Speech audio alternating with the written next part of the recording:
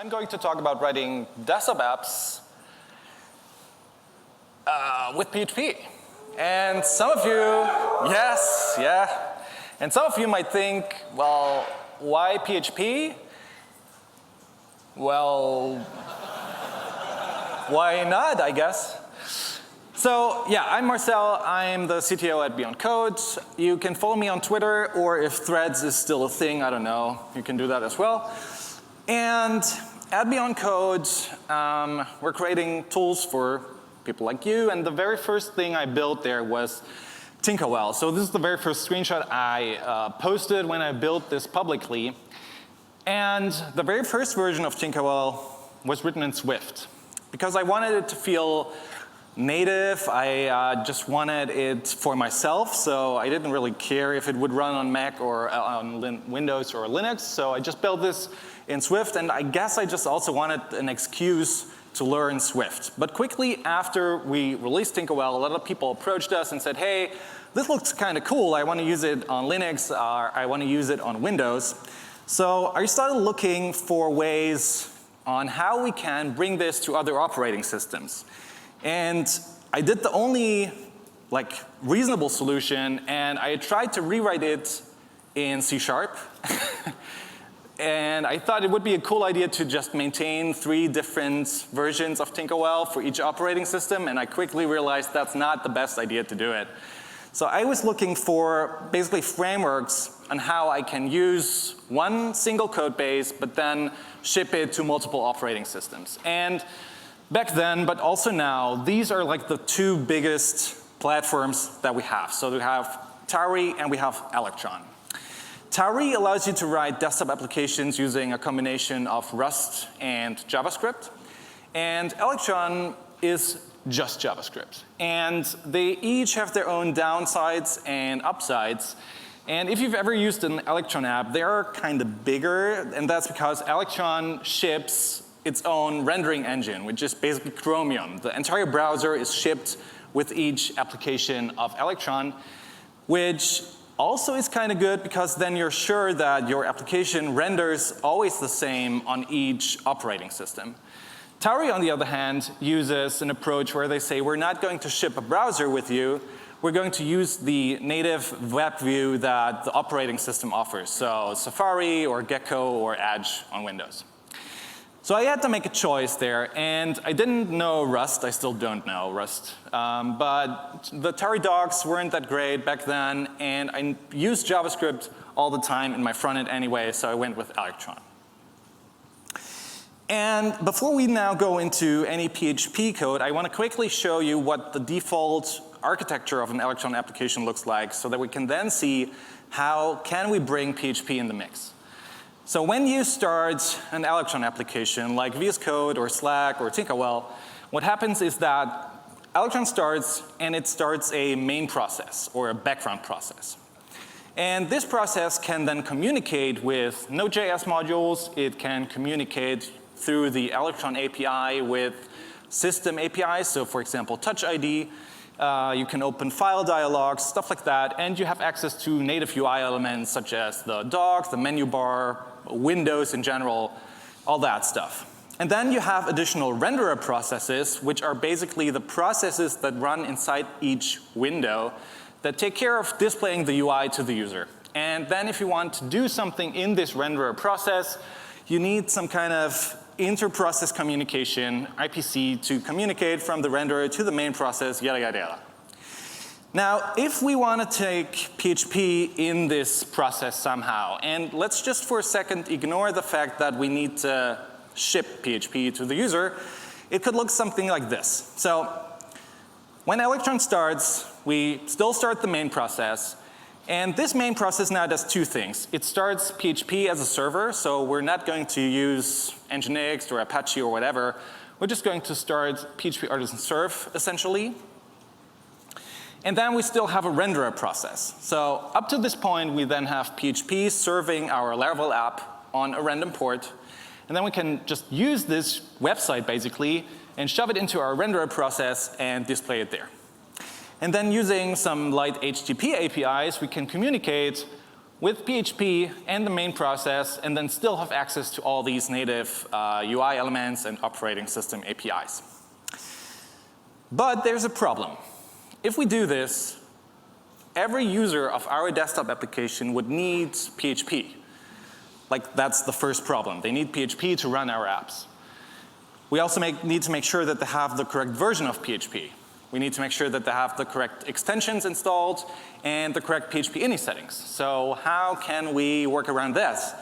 And I mean, Taylor kind of gave it away yesterday with Herd, and that's kind of the way that this works as well. So we're basically shipping PHP in our desktop application by compiling it into a static binary.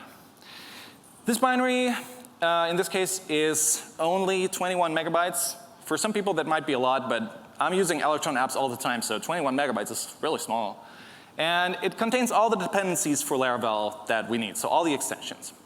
And by doing this approach, we have control over the PHP version. We just ship it. We have control over all the PHP extensions, and we have full control over all the PHP ini settings because it's just all baked into this one binary. So this is like a very bird's eye view of the approach that we've taken for native PHP. So native PHP is well, it's kind of a framework and a Laravel package at the same time that you can use to build desktop applications using this approach. And I want to show you how this works by jumping into the IDE. All right, so first of all, if you want to get started with native PHP, all you have to do is run composer require native PHP. And then you basically can do the same decision that I had to make. Do I want to go with Electron and then use JavaScript? Like, if you want to, we're trying to hide away everything from you that you ever need to touch Electron or JavaScript, but if you want to dig deeper, you might end up doing this. So you can choose between Electron and Tari at this point. The Tari application, the Tari driver, is not fully ready yet. Simon Hemp, who's also somewhere in here, there he is. He's working on that. Okay, so you just do composer require native PHP Electron, and that's it. So this downloads basically all the things you need, the PHP binaries and stuff like that. I already did this, so you don't have to watch me do a composer require. And once that's done, oh, by the way, you can do this in like any Laravel application. It's not like Breeze that you need to do it in a starter kit. You can just do it in an existing application or a brand new one. Once you've done that, you can run PHP artisan native install. This is going to install in the case of Electron, this is going to install the NPM dependencies for you that you need. And it's going to publish a config file and a service provider. So I already did this as well. And then you're basically ready to go. So what you can do is you can run PHP artisan native serve. And this is going to start your Laravel application as a real desktop application. So we have like a dog icon in here. As you can see, it says Electron. We have a real menu up here, just like a native app. And it feels like it's just a browser, but this is actually a desktop application, and it's not using my PHP. It's not using Herd. It's not using homebrew PHP. This is the PHP that is baked into the native PHP package. All right, and by default, if you run PHP artisan native serve, we assume that you are currently developing your app, so we start the dev tools and open it up for you so that you can go right and start working on this. So let's see how we can configure this and do something with this. So as I said, we have this service provider, and even though it's called a service provider, it's not really a Laravel service provider. So as you can see, it's not extending the Laravel service provider. And the main function of this service provider is once the native application is ready to go, so PHP is started and we are basically ready to show the UI, we can just configure all kinds of functionality in this service provider. So you could register global shortcuts, you can configure the menu bar, and as well open a window. So all that this code does is it's going to open our default Laravel app, and it makes a couple of assumptions. So as you can see, we don't specify a URL or a route, So by default, this is just going to open the home page of our Laravel application, and the title of our app is our app name that we have configured in our environment file. So let's see how we can make some changes to this. So the first thing, especially for this talk, I want to do is I want to say that we want this window to be always on top. And I'm just going to save this. We have hot reloading in place. So I'm just saving this PHP file, and this is restarting my desktop application as we go. And now it's staying always on top, so I can focus the editor, but the window is still on top. Cool. So next, we can configure which URL we actually want to use. So we can say that the route that we want to open is dialog. I just created this already. This one is using Livewire under the hood, like just this Laravel route, but you can use any kind of front-end framework you want. You can use Inertia, you can use Livewire, or just plain Blade files, whatever you want to choose. Okay, next let's make some changes to this window because, for example, we can just resize it in very weird ways and make it like ultra small. So let's make some changes to this as well. So we can say that the default width should be, I don't know, let's say 500. The default height should be 300. We want a minimum width of 200 and a minimum height of, let's also say 300. Save this, hot reloading again. So now the width and height of this changed.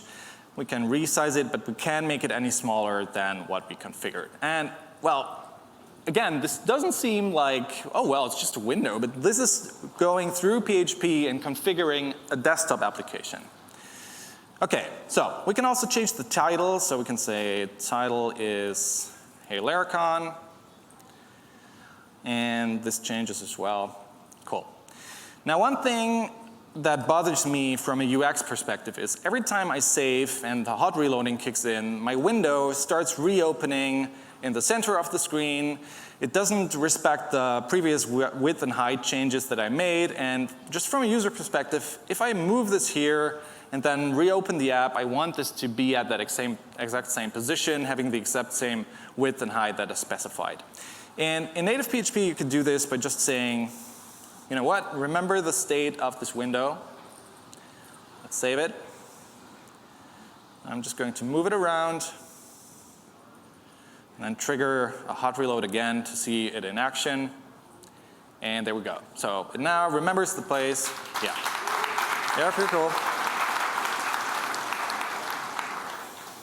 So in this service provider, you basically define the entry points of your desktop application. This could be a window like we have here, but just like Herd, you maybe want an application that lives in the menu bar.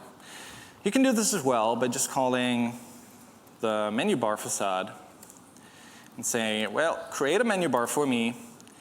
We also want to show the dock icon so that we have an application that still has a window and a dock icon.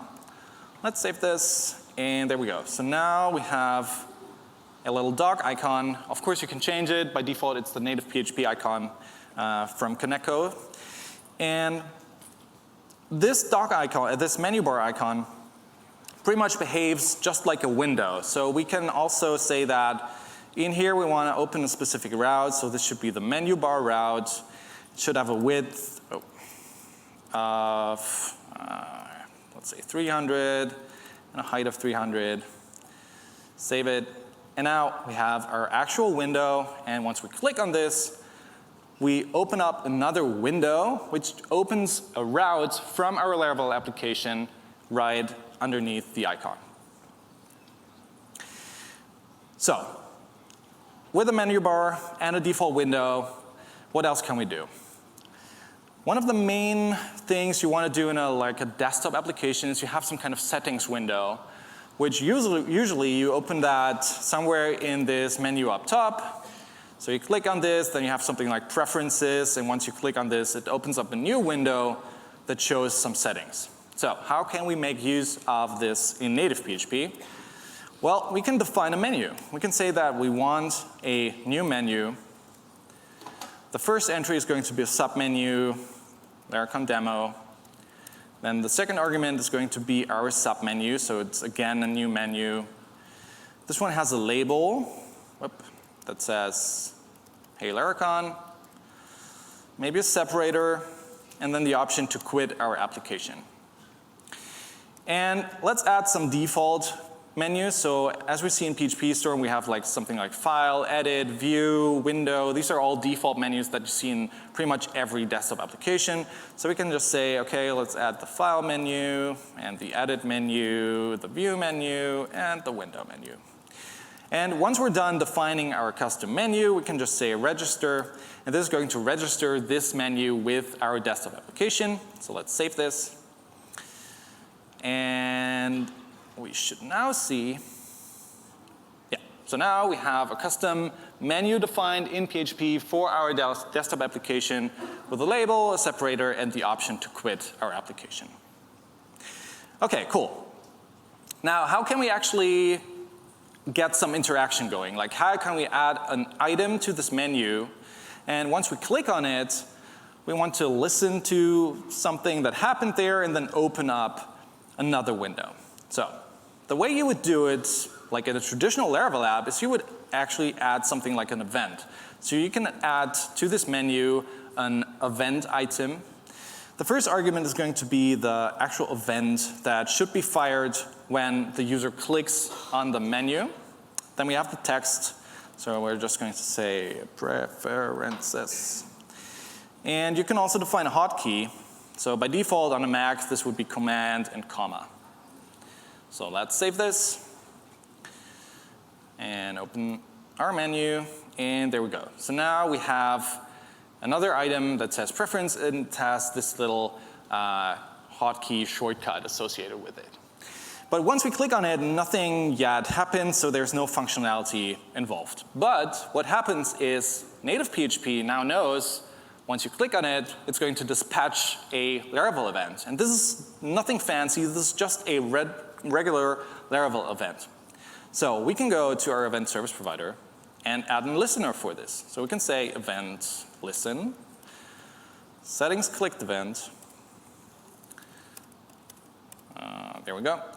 And once we click on this menu item and once this settings clicked event gets dispatched, well, we basically want to open up another window. And this time we can give this window an ID. So this is useful if you have an application that has multiple windows so that you can reference them later on in your application. For example, to close them programmatically, to focus them, to blur them, or to just know which window is currently being used. So we're just going to say that this is the settings window and the route is the settings route. All right. So now if I go to this menu, click here, we have a new window open. And this all goes through just basic Laravel event dispatching. Now, because we gave this window an ID, what happens is if I now press again, it's not going to open another window. It knows that, oh, well, the window with the settings ID already exists. It's already open, so we're just going to focus it. All right. So now, we have a window, we have a menu bar, we can open up a settings window. Let's actually include some settings. So in this settings, I have this, it's also a livewire component that just shows with Tailwind a little drop down, and here we can just change a background color from white to green. And what I'd like to happen is that once I change the background color from white to green, this should automatically and in real time change the background color of my actual window. So let's see how we can make this work with native PHP. So let's open up the app settings livewire component. So just a regular livewire component that lives in a route. And what we do in here is we can make use of another class that we ship with native PHP, which is the settings class. So this works kind of like config. And what we do, we just have this color property on our component. Once this component gets mounted, we read the color setting from our application settings. So the default value would be white. And every time we update the color, then we basically just set this color back to the settings object that we provide. So this is basically a key value store for application settings that you can use. This means that once I open up my settings and change this to green, let's close this and reopen the settings. It's now set to green because we store this internally in some settings associated with our desktop application. Okay, so that's like one part, but we still don't communicate between each of those windows. So let's see how we can make this work. So this is another Livewire component. It's called dialog. And it also has a color property so that we can listen for the color change and actually re-render our UI. And the way you would do it in a traditional web application would be that we add some listeners to it. So we could, because if we have this settings facade, it dispatches events once we change settings in there. So we can listen to the setting changed event and then call a method updated settings. So every time something in the settings changed, we want to trigger this event.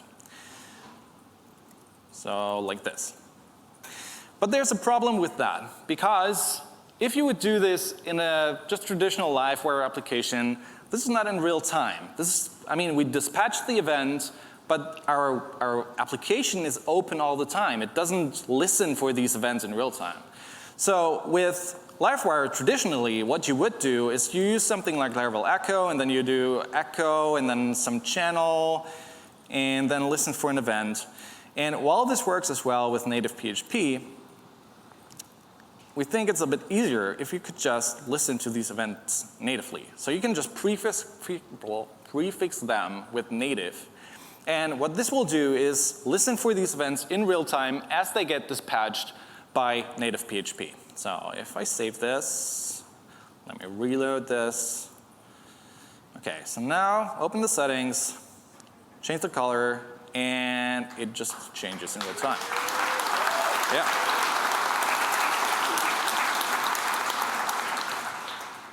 And again, these are just basic Laravel events, basic Laravel event listeners, Livewire. This is all the stuff that you already use and already know of. And if you don't want to use Livewire, you can just use inertia and then listen to these events in JavaScript if you want to do that.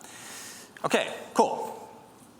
So there's a ton more that native PHP can do. So for example, as this is the dialog component, we can open dialogs. So let me go down here. We can show dialogs. So we have in this component, in this Livewire component, we have a selected file property.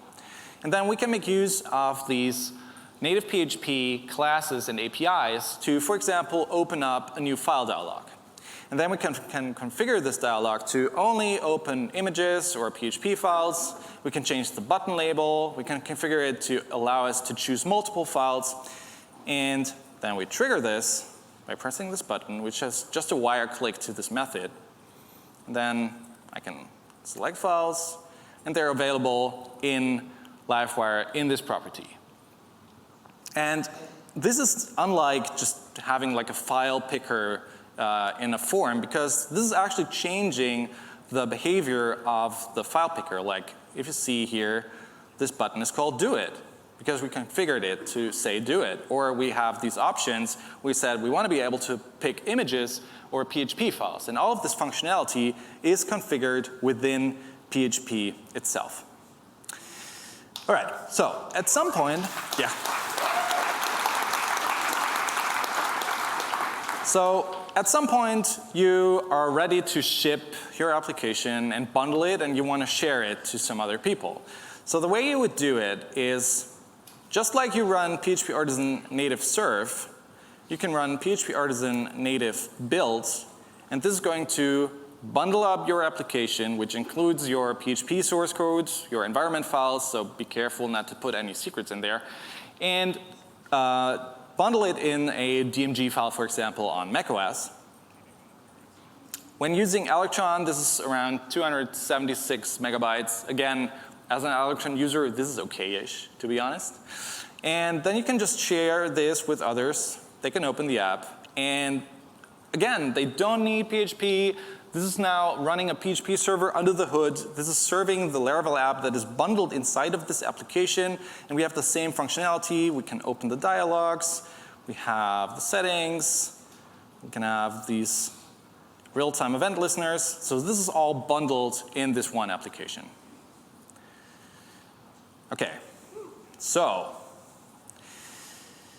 unfortunately, I only have 30 minutes of time, and native PHP can do a ton of stuff. So we have access to these dialogues that I showed you. You can use that to open files, to save files. We have access to system APIs, such as Touch ID, for example. So you can ask users for access for their password and then do something with the credentials. You don't get the password, don't worry. We have full database support, so you can make use of any Laravel models in these native PHP applications. We automatically, when the native PHP app runs, we automatically configure it so that it uses SQLite, and the database is stored somewhere on macOS. It would be your application support folder.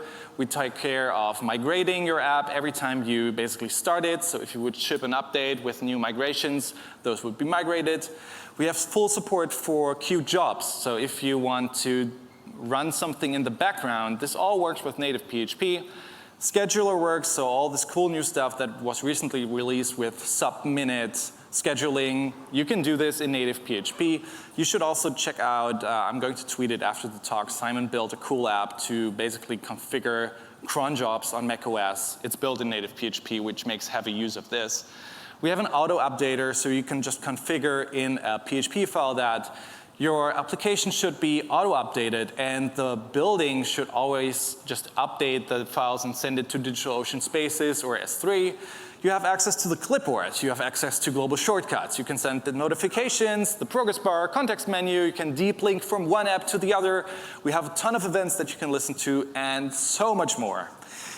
And I didn't prepare a script like Caleb did to actually release it on stage. I wasn't brave enough, I'm sorry. But fingers crossed, if everything works, you can access it. And right now, this is coming with macOS support. Linux support is coming, I guess, next week. It's really just a matter of shipping the PHP binaries along with the app. And Windows support, I hope we can bring that soon as well. If you want to check this out, you can go to nativephp.com. The repositories should be public, right? They should be public. So you can go out and check that out. We haven't tagged the 1.0 release, so it's like a 0.1 release because we want to get your feedback. We want to see all the bugs that you run into so that we can fix them. And yeah, just go ahead, try to build applications. I'm sure you have a ton of questions because I only have so much time. So if you want to chat about native PHP, just go, say hi, I'm around, and talk to me. Thank you very much.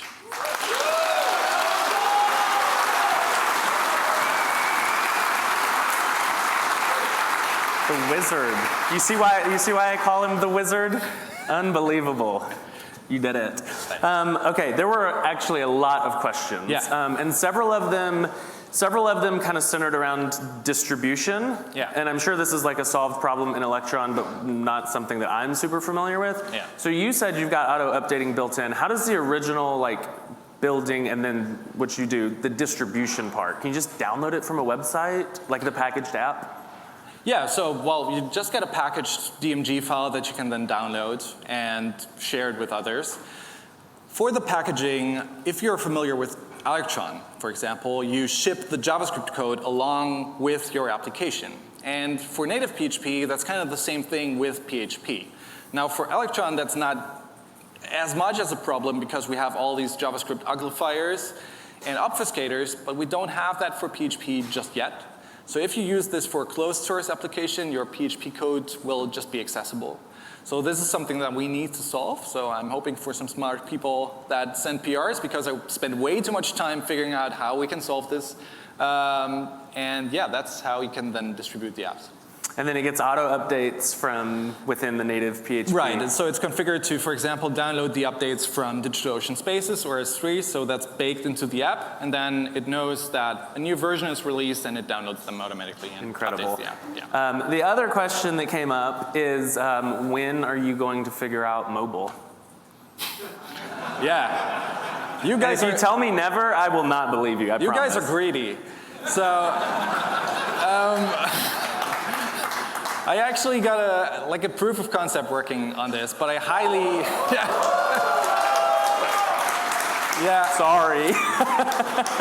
But I highly doubt that this will ever be approved in an app store, at least with Apple, because we ship PHP and a code interpreter, and Apple doesn't like that. So. Okay.